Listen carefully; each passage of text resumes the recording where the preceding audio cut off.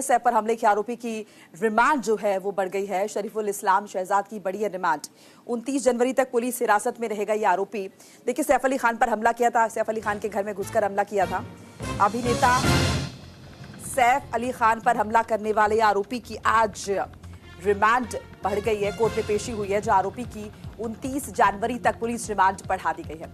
वही आरोपी के वकील के मुताबिक आरोपी का चेहरा सीसीटीवी में कैद आरोपी के चेहरे से मेल नहीं खा रहा है। चेहरे की बनावट मौजूदा आरोपी से बिल्कुल अलग है। तो देखिए, ये एक डिफरेंस नजर आ रहा है। शरीफुल इस्लाम शहजाद को कोर्ट में पेश किया गया और 29 जनवरी तक पुलिस हिरासत में रहने वाला है ये आरोपी। तो सीसीटीवी में कैद आरोपी के चेहरे से शहजाद का चेहरा मेल नहीं खा रहा है।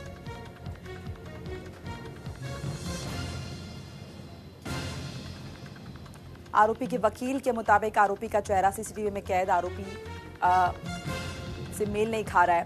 फिलहाल पुलिस हिरासत में ही रहेगा आरोपी, जहां पर उससे पूछताछ होगी। ज्यादा इंफॉर्मेशन के लिए हमारे साथ शुभम पांडे जुड़ चुके हैं, हमारे सहयोगी। शुभम, क्या कुछ अपडेट है? आरोपी की जो रिमांड है वो 29 जनवरी तक है। 29 जनवरी तक पुलिस तक की हिरासत में ही रहेगा, पूछताछ उससे होगी।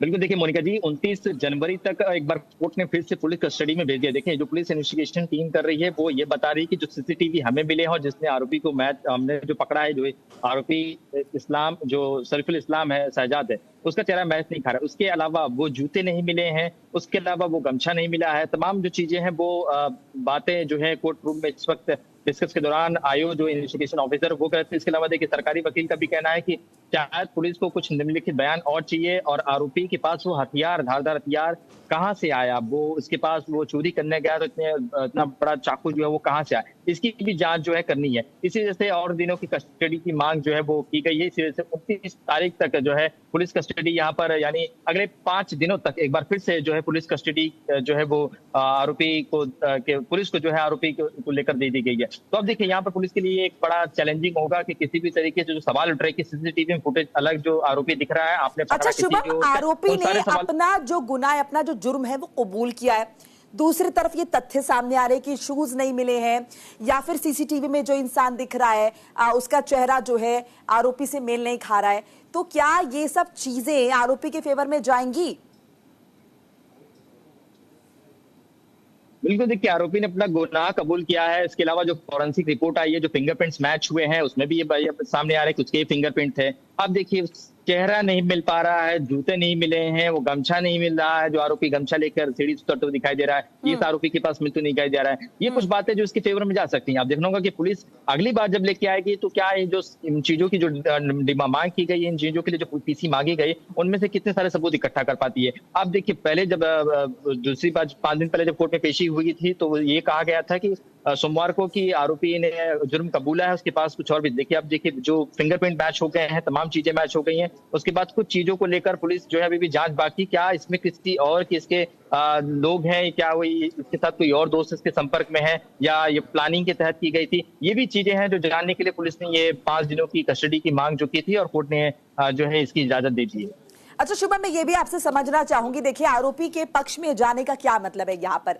क्या आरोपी को उसके जुर्म से पूरी तरह से वो रिहा हो जाएगा या फिर ये माने कि जिस तरह से बार बार रिमांड उसकी बढ़ाई जा रही है उसमें कुछ रियायत मिल सकती है? क्योंकि कहीं ना कहीं स्टेटमेंट को भी तो कंसिडर किया जाएगा ना, जब वो अपने मुंह से कबूल कर रहा है कि हाँ वो घर में गया था और उसने चाकू से वार किया था। बिल्कुल, देखिए, कंसिडर किया जाएगा वो बयान। जो आरोपी ने अपना जुर्म कबूला है तभी इसके ऊपर एफआईआर लॉन्च हुई है, तभी इससे पूछताछ की जा रही है। वरना अगर आरोपी अपना जुर्म नहीं कबूलता तो इतनी इन्वेस्टिगेशन या उसे कोर्ट में ले जाकर पेश नहीं करती पुलिस के ऊपर भी कई सारे सवाल खड़े हो जाते हैं। देखिए, अब देखिए, जो बातें यहाँ पर करी, जूते नहीं मिल रहे, गमछे नहीं मिल रहे, चाकू कहाँ से लाया, ये जानकारी 5 दिन जो है ये पुलिस इनसे नहीं पूछ पाई थी। इस वजह से और मांगे की जा रही है। अब देखिए, इसके लिए प्लस पॉइंट होगा कि चेहरे का जो नक्शा, जो सोशल मीडिया पर इन दिनों बहुत सारे सवाल उठ रहे हैं कि जो सीसीटीवी में जो चेहरा था और इससे चेहरा बिल्कुल जो है अलग होते हुए दिखाई दे रहा है, लेकिन जुर्म अपना कबूल पर है। तो गुत्थी यहाँ पे सुलझती हुई जो सुलझी नहीं है, बहुत बढ़ती जा रही है, पेच फंसते हुए जा रहा है। अब देखना होगा कि आरोपी अपने हिसाब से या जो चेहरे हैं उस पर मुंबई पुलिस की तरफ से बयान देती है या कुछ इसमें अगले 5 दिनों में क्या कुछ खुलकर सामने आता है। ठीक है शुभम, ये भी मैं आपसे समझना चाहूंगी। देखिए, सीसीटीवी में जो कैद आरोपी का चेहरा जो नजर आ रहा है, जो शख्स, उस शख्स के बारे में पुलिस का क्या कुछ कहना है? किसको सीसीटीवी में स्पॉट कर लिया गया है और किसके चेहरे को उससे मिलाने की बात हो रही थी? इस बारे में क्या पुलिस ने कोई सफाई पेश की है? देखिए, फिलहाल पुलिस या हो या डॉक्टर हो, इससे कोई सफाई देने के लिए तैयार नहीं है, ना कोई बात करने के लिए तैयार है। जो इन्फॉर्मेशन मिल रही है यही कि सवाल तो ये भी हो रहे हैं कि 5 दिन सैफ अली खान कैसे ठीक हो गए, इतने हट्टे-कट्टे 5 दिन उनकी पीठ में, उनके नेक पे चाकू घोंपा गया था। जिस तरह से 5 दिन में सर्जरी करके बाहर निकले, कोई पहचान ही नहीं पा रहा कि सैफ अली खान 5 दिन पहले उनके ऊपर हमला हुआ था।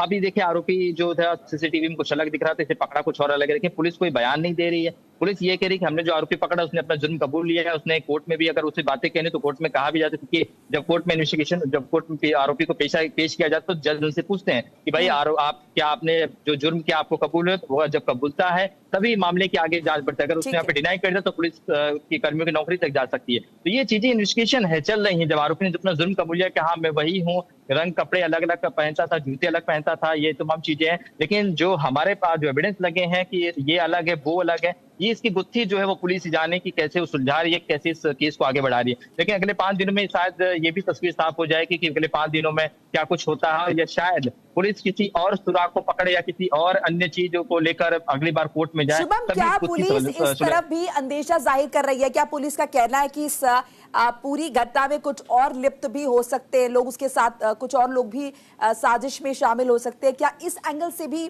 जांच हो रही है? बिल्कुल, देखिए ये इस एंगल की भी जांच हो रही है कि और लोगों के लिप्त होने की जो है वो इसमें शामिल होने की बात की जा रही है। पुलिस को ये भी शक है कि इसके और कई साथी जो हैं वो हो सकते हैं, या बदल-बदल के ये गैंग चला रहे थे। इसी वजह से हमें इनकी हिरासत चाहिए और भी हमें इन्फॉर्मेशन कलेक्ट करनी है। जो इन्वेस्टिगेशन ऑफिसर वो ये बयान दे रहे हैं। और इसके अलावा देखिए 2-3 बातें इन्वेस्टिगेशन ऑफिसर की तरफ से कोर्ट रूम में कही, वो जूते हैं, सीसीटीवी फुटेज के साथ मिलान करना अभी भी बाकी है। ये पुलिस ऑफिसर खुद कोर्ट रूम में कह के आए हैं कि सीसीटीवी फुटेज के आधार पे और जिस आरोपी को पकड़ा है उसके आधार पे दोनों का चेहरा मिलान करना अभी भी बाकी है। तो पुलिस यहाँ पर कबूलते हुए जरूर दिखाई दे रही कोर्ट रूम में, लेकिन मीडिया के सामने या बाहर ये नहीं बयां कर सकते क्योंकि पुलिस के ऊपर आरोप लगे। लेकिन फिलहाल पुलिस जांच चल रही है, आरोपी बनाया है, कोर्ट में पेश किया गया है, उसने अपना जुर्म कबूला है, फिंगरप्रिंट मैच हो रही है। अब इसमें देखना होगा कि आगे किसको और पकड़ते हैं, या इसके कोई गैंग या इसके तमाम जो लोग हैं, या जो सीसीटीवी में चेहरा दिख रहा है वो कौन था, ये तमाम जो चीजें हैं, या कोई और था। अच्छा ये शुभम, तमाम जो देखिए चीजें बांग्लादेशी नागरिक ये बताया जा रहा है, इसके साक्ष्य भी मिले, उसका ड्राइविंग लाइसेंस भी सामने आया। भारत में कब से रिहाइश कर रहा था, भारत के किस इलाके में वो रह रहा है, और उसके घर वालों को भी ढूंढा जा रहा था। क्या इस बाबत कोई जानकारी मिल पाई है? देखिए 6 महीने पहले वो बांग्लादेश से आया था। बांग्लादेश में किसी एजेंट के थ्रू वो जो है बांग्लादेश का बॉर्डर क्रॉस किया था, कुछ घंटे पैदल चला था, उसके बाद पश्चिम बंगाल आता। पश्चिम बंगाल से फिर एजेंट के थ्रू काम के लालच में आकर वो मुंबई आता था। मुंबई में कुछ जगह पे उसने नौकरी की थी, थाने में था, वर्ली में था। उसके बाद जब पैसे कम पड़ गए तो चोरी करने की उसने शुरू की थी। इसके बाद जो ड्राइविंग लाइसेंस थे वो भी सिद्ध हो गए कि ये बांग्लादेश का है। तो पूरी चीजें अब साफ हो चुकी हैं। किसी भी तरीके से जो घटना घटी है इसमें हम कह सकते हैं कि अब आगे जब केस बढ़ेगी, अब बांग्लादेश से इसके पिता ने भी जो है अपनी बयान दर्ज किया है वहां की मीडिया के सामने कि मेरा बेटे को फंसाया जा रहा है, या वो चीजें जो भी चीजें बातें हुई हैं, ये तमाम चीजें जांच का विषय है। इस पर देखना होगा कि पुलिस किस तरह से आगे जांच करती है, क्या कुछ और सुराग मिलते हैं। चलिए, शुक्रिया शुभम पांडे तमाम जानकारी अपडेट के लिए आपका। 29 जनवरी तक पुलिस हिरासत में रहेगा आरोपी, पूछताछ उससे होगी और हर एंगल से जांच की जाएगी। लेकिन देखिए, आरोपी के पक्ष में भी कुछ कुछ चीजें नजर आ रही हैं, जैसे कि आरोपी के वकील का कहना है कि जो सीसीटीवी में शख्स नजर आ रहा है उसका चेहरा शरीफुल इस्लाम शहजाद से नहीं मेल खा रहा है। ये दोनों ही अलग शख्स हैं।